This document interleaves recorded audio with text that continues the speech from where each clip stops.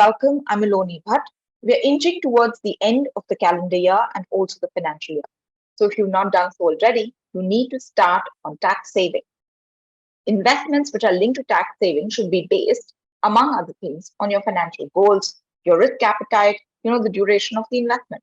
Now, among the many tax saving investment options that are available to us, there are equity linked savings scheme or ELSS. These allow us to claim deductions under Section 80C of income tax. Today, we focus on how to use ELSS as a tool to save tax and to grow your wealth, how to select the right ELSS fund, and what are the things that you need to keep in mind. Now, to give us these expert tips, I have with me Nilesh, Portfolio Manager at Quantum Advisors, which is the parent company of Quantum Mutual Fund, and he's been with the company for over 13 years. Nilesh, thanks very much for being here. Thank you. Thank you so much for inviting me. We have with us Harshvardhan Roongta, who is a certified financial planner. He's the principal financial planner at Roongta Securities, and he's been in this space for over 2 decades. Welcome, Harshvardhan. Thank you so much, Miloni, and thank you for having me on this show. All right, so let's get into it. Tax Planning 101, how to invest in the right ELSS fund to save tax and to grow wealth. Nilesh, my first question is to you, and if you could begin, does ELSS score over other tax-saving investment schemes, and how? Especially since under 80C, as I pointed out earlier, we can claim deductions for investments in EPF, PPF, National Savings Certificate, bank deposits, etc. The end objective of trying to save is trying to generate a surplus over inflation, right? And most of the other instruments in 80C are fixed income products. By and large, because of the tax deduction, you might just be able to save as much as inflation and be in line with inflation, but to try and generate a surplus above that, the only asset class that is available is equity. So in that sense, that is a big boon that equity was allowed to be part of ELSS. And that was the original intent of adding ELSS as part of 80C deduction, to encourage people to invest a lot more in equity. It is a no-brainer for me personally, because I invest in equity. You are getting a tax deduction at the point of investing. The asset class itself generates returns that are much higher than most of the other asset classes available. And you will end up generating a significant surplus above inflation, which will help you over a long period of time when you retire. So for me, ELSS, purely for these reasons, is a no-brainer in the 80C bucket. And you don't need any other reason to invest further in ELSS. So for me, it's a very simple yes. It does score a lot more over other options available in 80C. All right. Harshvardhan, who should invest in ELSS? And what should investors keep in mind before investing in it? As Nilesh pointed out, how do you see this as something to create long-term wealth and financial security? If you just put into perspective as to what is an individual looking to do with his money, okay? So the first element that a person needs to be keeping in mind is that if you're investing your money, it has to grow more than what the rate of inflation is. So if expenses, the inflation rate is say 7%, for example. Okay, though the CPI numbers do not really, it's not directly linked to us, because our personal inflation is going to be much more than the reported number. Like for example, education will have an inflation of about 10%. Medical will be more than that. So what actually impacts us is going to be more than the official numbers. However, having said that, what is important is when you are investing your money, you want the purchasing power of that money to be intact, which means that if I can buy something with 100 rupees today, after 1 year, I should be able to buy the same value despite the costs going up. So that is purchasing power in simple terms. Now, if I invest in a product which earns less than the rate of inflation, my money is actually losing its value. Now, when I combine this with the fact that I'm being encouraged to invest in a particular asset by the government in the form of an incentive, so they're giving me an incentive in the form of tax deductions if I invest in a particular product, why not I take the advantage of that incentive, at the same time ensure that my money retains its purchasing power. Now, the only way I can marry both of this is when I have a product called ELSS, the equity linked savings scheme. It enables me to save tax, at the same time it helps my money to grow more than inflation because equities over long term have the potential to beat inflation. So if your question is who should invest in ELSS, I think it's a product meant for everybody. All individuals have long-term requirements and the need to beat inflation. So I think it's a very good combination, and this product fits in very well for this particular need. And what should they keep in mind before they invest in ELSS? And do you also advise that, the entire bucket that they get under ATC, that should be, the quantum of investment in ELSS? Well, two parts. One is, I'll answer the second question first, as in, should you invest the entire limit of 1.5 lakhs in ELSS? I wouldn't say a yes, and it's not a blanket yes, for example. Like, it would depend on each individual requirement, their risk appetite. However, what I would say is that certainly there is a very strong case to make that you cannot ignore ELSS if you want to save tax. Okay, so you could also include that. Many individuals, I know that the PF deduction, the insurance premiums that they pay, the tuition fees for their children qualify for 1.5 lakh. So you cannot say that you still need to ignore everything else and pay and invest in ELSS. No, that's not the case. But in case you have that requirement for long-term wealth creation, because that is, it's retirement. I may just take retirement as an example. All of us are going to retire at one point in time. And it could be 10 years away, it could be 20, it could be 30 years away. Now, if I have to save for retirement, equity is the best asset class for long term. Now, with equity, if I also get tax deductions on that investment, it's just it's just better for me. So I would try and maximize it, but I wouldn't say that you should invest completely in it. If you don't have the risk appetite, of course, and if you have other things that you're already using to utilize the 1.5 lakhs limit. Now, your first question was, what should you keep in mind? Well, since it's an equity investment, you must know that equities over a shorter period of time tend to be volatile. Now, the good part about the ELSS being that it has a 3 years lock-in. So whether you like it or not, you're at least invested for 3 years. So that helps you in that case to counter the concerns that we have. Though it does not mean that after 3 years you have to redeem your money. I mean, you can still continue being invested in the same scheme and redeem it probably 10, 15 or 20 years later if you wish to. So first and primer, it has a lock-in of 3 years, and you don't need to redeem after 3 years. One important factor also, there is a 3-year lock-in from every installment that you make, that you invest. So if you're investing via SIP and you make an investment say in November of 2022, this installment, this SIP that you invest in November 22 will be free to redeem in November 25. That is 3 years from now. The one that you make in December 22 will be free to redeem in December 25. So you may not get the entire lump sum at one shot. It will come in staggered manner as and when the respective 3 years get over. I think just about that. And yeah, that should be good for retail investors to at least start considering. All right. Nilesh, is there anything you'd like to add here? I mean, I'll tell you what I personally do. I think Harsh has already laid down that approach. So what I do is I invest in insurance policies, which again, I primarily invest in term policies, not in sort of investment and insurance policies that combine and create a product. That is again part of ATC. And that is a required investment for me because if something were to happen to me, I want my wife and kids to be looked after. So that has to be done irrespective of whatever my tax planning is. That I remove from the ATC limit. Then, of course, I don't have, my kids are still young, but if someone has kids which again go to school, that tuition fees that you pay is again part of that ATC limit. You will be paying that tuition fees irrespective of ATC limit or no ATC limit. Once you exhaust these two available limits, what remains is what you have to invest in alternate investment products for ATC.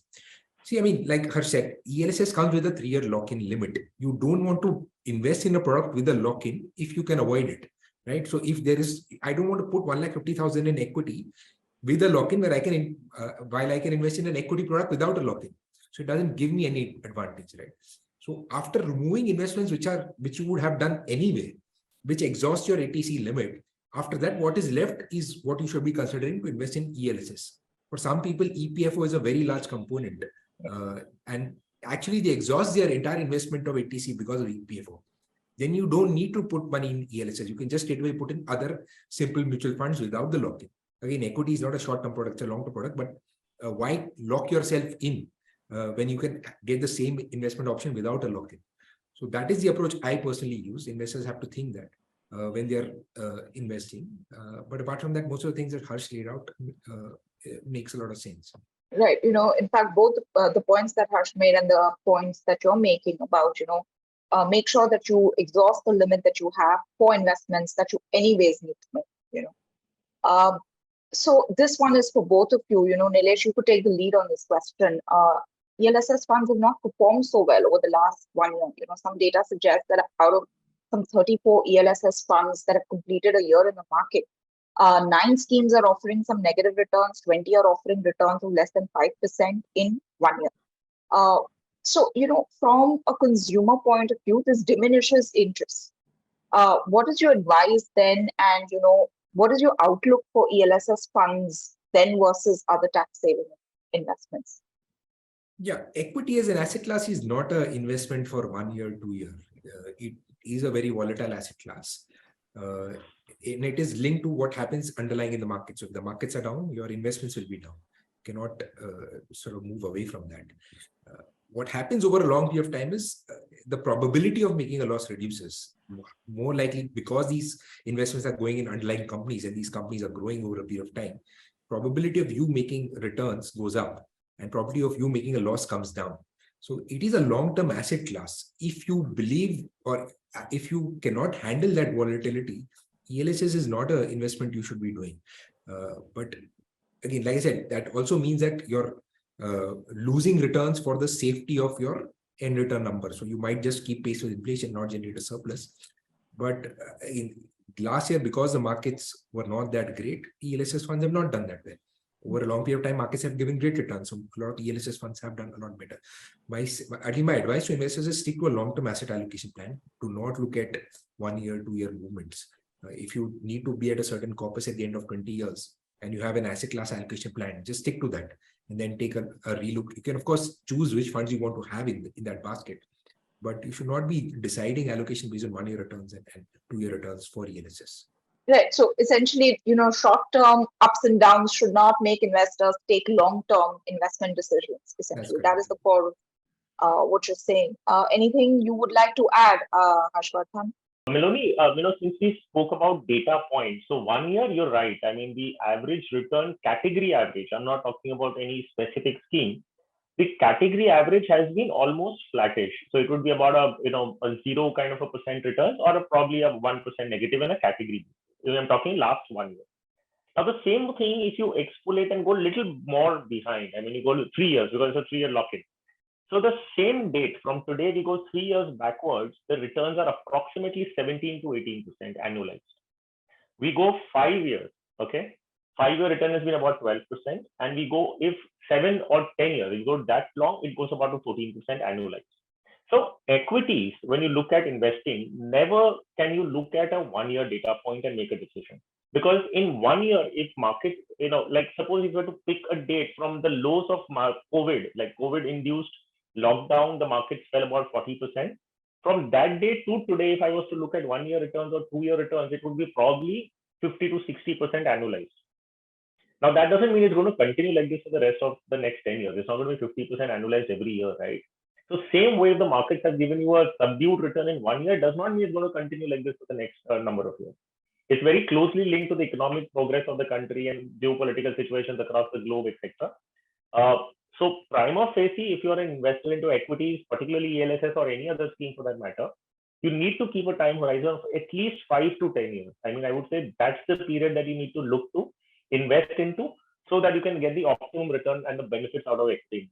All right, Harshvardhan and Nilesh, these are now my last sets of questions to you. Harshvardhan, I want to now focus on tax saving. So taxes can eat into annual earnings, and one of the ways to reduce tax liability in a given year is to plan your taxes, right? Like really plan, what you're going to invest where and all of that. Can you speak about why it is important for individuals to look at tax planning as part of financial planning, to help achieve overall financial goals rather than just addressing tax planning in isolation? This is in context to generating long-term. So I'll put this in 2 parts. The first one being that, tax, as individuals, you would like to pay as less tax as possible. Okay, I mean that's the intent. I mean we get pained when we have if there's a deduction and there's a huge amount of tax that you have to pay out of a pocket, right? It pains us. So it goes for the development of the country. Okay, fine. But at this one moment, I mean, you find a huge reduction in the last quarter of the financial year, and then you're struggling, right? Now there is a legitimate way that you can invest, and the government allows you to invest in certain sections, and they say that if you park your money here, I am giving you a deduction. You don't have to pay tax on that much amount. Well, why would you not want to take that advantage and within the framework, the legal framework, save taxes? Now, at the same time, linking it to the other part being that as individuals, we have responsibilities of the future. Okay, it could be short term, it could be medium term, it could be long term. There are requirements that we have to plan for and provide for. There is no choice, right? Now, if I can marry the both, okay, one option is I need to save tax, which I'm being allowed officially by the government of India, and I'm using those products which are included in that tax saving, provision to meet my long-term goals. I can do both. Now, if I do both, I'm able to optimize my money and make it work in the best manner. One, it saves tax. So if I may put it like this in a loose manner, saying that whatever tax I've saved, that is automatic the returns that I've already generated on that product, which otherwise I would have paid in the form of tax. Now I invest it so that it helps me meet my financial goals. So you need to marry both of them together and invest for your goals. Now, why am I highlighting investing for goals and using tax planning as a tool, not the other way around? Because if I may change the question and ask you a point, there is a tax benefit available if you are paying a home loan interest. There's a separate section, section 24, which allows you deduction up to 2 lakh of rupees in a year. And if you have a housing loan and you're paying interest on it. Now, only to save tax, will you go and take a home loan? You will not do that, right? If you need a house, you will take a home loan and you will also get tax benefit. Same way, when you have any investment, which you need to do, you do not do it only to save tax. You have to use that money for a larger purpose, which is to align it with your goals. If you do not align it with your goals, and we do not have unlimited resources, right? We don't have unlimited amount of money that I can invest, park it for saving tax, and also use the other set of money for my goals. I will be compromising on either of the two. So you need to marry both. Hence, keep in mind that your goals are important and choose products that help you save tax along with it, not the other way around. Nilesh, I'd like you to take a lead on, this last question that I have, again, for both of you. Right now, there is talk of a global recession in 2023. Many of the top economies will be impacted. War in Ukraine has been going on for over 8 months. And everyone everywhere is battling high prices for goods, services, interest rates are surging. The overall global environment looks uncertain.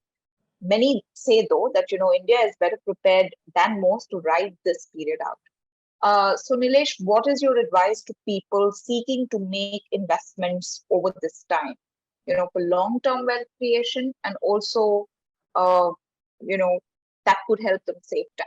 And after Nilesh, Harshvardhan, if you could give us your views as well. Looking at near-term macro and deciding investments has not worked well for a lot of people. We don't do that, even though we run multi-billion-dollar portfolios. At least for retail investors, I think just sticking to your long-term goals and what asset classes will get you to that long-term goals and deciding allocation, ignoring a lot of the near-term noise, perhaps is the best course. If tomorrow the war were to end suddenly, the entire environment will dramatically change, and what you believe is a pessimistic environment suddenly becomes a very optimistic environment. And trying to time that is not easy. Even so, I've seen expert economists getting it wrong. Even the recession calls, they get it wrong, and even the recovery calls, they get it wrong. So my advice to investors has been just stick to your long-term asset allocation plans, irrespective of the near-term noise. Decide what long-term goals that you have, what is it that you're saving for, based on the asset class returns that you've seen over the last few decades. What asset classes works for you in those goals. So if you're saving for retirement, fixed income perhaps is not that great an asset class because over a long period of time, they will destroy a lot of purchasing power. And it's a tragedy in India that most people have most of the money locked up in bank fixed deposits, which has been a terrible asset class for long-term investing.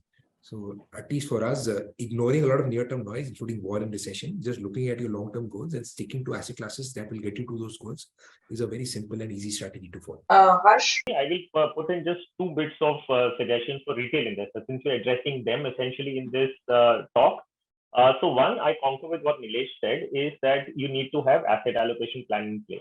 So you need to have asset allocation and diversification. These are the two very important tools of mitigating risk. There is no other way. Okay, these external factors that we talk about today, we will talk about it 6 months later again on some other parameters. I mean, there could be these kind of uncertainties are here to stay. They are not going to go away. So every time we speak, there is going to be something as an overhang upon us where we will be concerned. So asset allocation and diversification. Okay, these are the two things that you need to very, very carefully keep in mind. The other element on a behavior side is what I will talk about is control the controllable. I mean, you need to understand what is in your control and what is not in your control. So as a retail investor, what is in your control, you need to focus on, which is your behavior, how much time you're spending in the market. As I said, asset allocation, diversification, these are things that you can do. I cannot sit here knocking, you can sit here and think what is going on Mr. Putin's mind. I mean, what's going to happen to the Russia-Ukraine war, what Fed's going to do. None of us have that in control. So let's not focus on the uncontrollable. Let's not focus on what returns we are generating, because that is not in our hand. Returns will come provided we maintain what is in our control. We follow that. So yes, asset allocation, diversification, your behavior in the market, how much time you're going to spend in the market, your focus on goals and not panic. I think these are the things that you should keep in mind.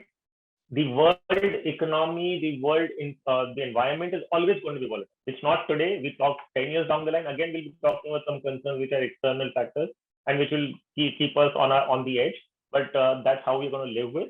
So focus on what you can do and ignore what you cannot control. All right, that is good advice, Harshvardhan. And, on that note, I'd like to thank you both for joining us today and for giving us, some sense, making sense of how ELSS can help in saving your tax and also in generating wealth. How should we go about investing in ELSS and what are some of the strategies we should employ in this period of uncertainty. Thank you both so very much for joining. My pleasure. Thank you.